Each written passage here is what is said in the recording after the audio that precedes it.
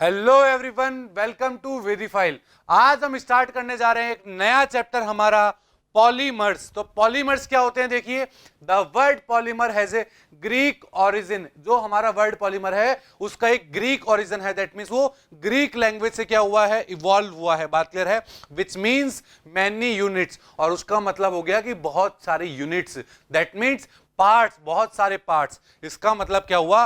Polymer की definition क्या होगी? देखिए, polymer is defined as the chemical substance of a high molecular mass formed by combination of a large number of simple molecules called monomers। क्या बोला हमने? देखिए, polymer मेरे वो केमिकल सब्सटेंस है जिनका मॉलिक्यूलर मास हाई होता है। वो फॉर्म किससे होते हैं?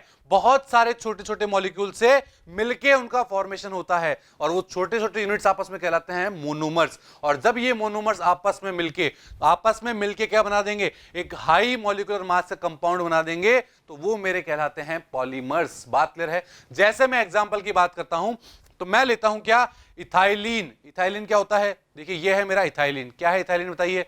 CH2 डबल बॉन्ड CH2, ये है मेरा इथाइलिन। बात क्लियर है? मैंने इसके लिए मान लीजिए n मॉलिक्यूल लिए हैं।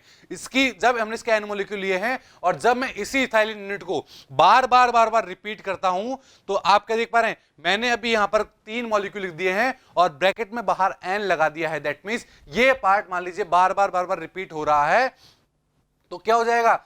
ये मेरा बन जाएगा पॉलीइथीन। ये मेरा क्या था? केवल ये मेरा था इथाइलिन, या मैं बोल सकता हूं इथीन। इसमें जब हमने इसकी रिपीटिंग यूनिट को बार बार यूज किया, तो ये मेरा बन चुका है पॉलीइथाइलिन या फिर पॉलीइथीन बन चुका है।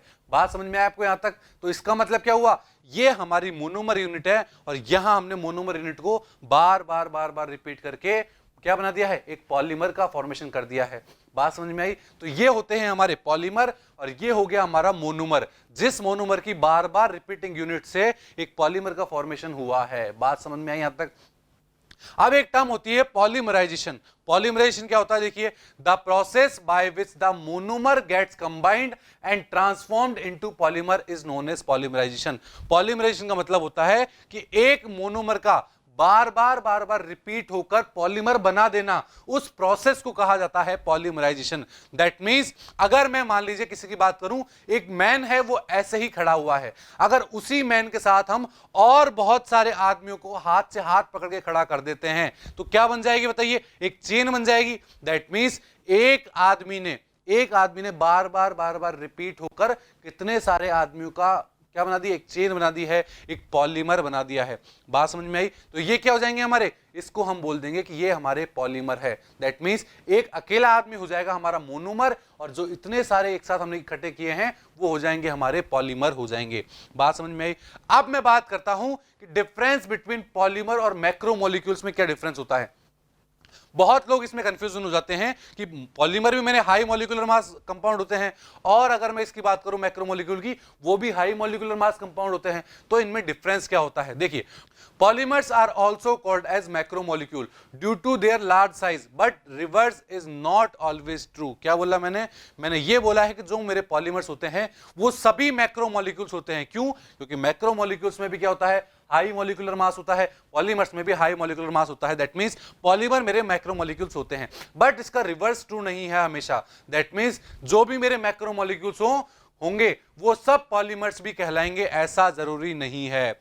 ए मैक्रोमोलिक्यूल्स में और may not contain monomer units. वो मेरा मोनोमर यूनिट रख भी सकता है मैक्रोमोलिक्यूल, और नहीं भी रख सकता। जैसे मैं एग्जांपल की बात करता हूं, क्लोरोफिल। आप सबने नाम सुना होगा क्लोरोफिल का। इसका फॉर्मूला क्या होता है? बताइए। C55H72O5N4Mg, ये होता है हमारा क्लोरोफिल। बात क्लियर है? ये क्या है? Chlorophyll is a macromolecule but not a polymer. But वो मेरा पॉलीमर नहीं है। क्यों?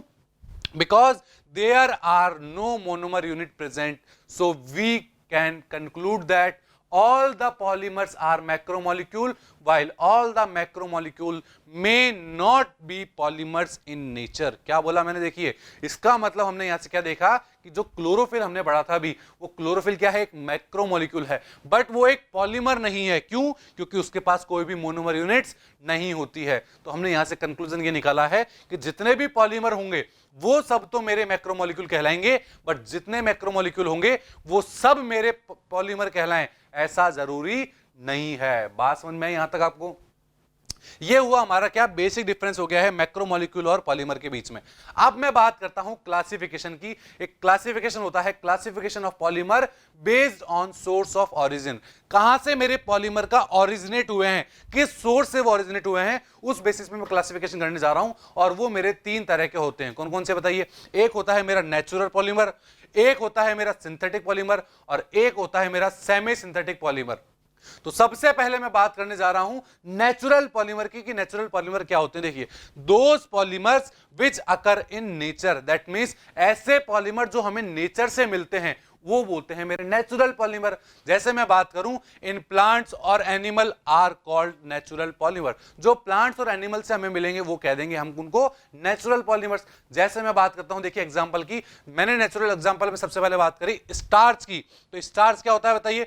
Main reserve food of plants. Plants के अंदर क्या होता है? एक रिजर्व फूड की तरह प्रेजेंट होता है हमारा स्टार्च। तो क्या है वो? एक नेचुरल पॉलीमर है। सेलुलोज की मैं बात करूं, main structural material of plants. जो स्ट्रक्चरल मटेरियल होता है प्लांट्स का वो सेलुलोज होता है, वो भी क्या है? हमारा नेचुरल पॉलीमर है। Proteins act as a building block of animal. जो हमारे प्रोटीन्स होते हैं वो एनिमल से हमें मिल जाते हैं, तो वो क्या हो गया बताइए?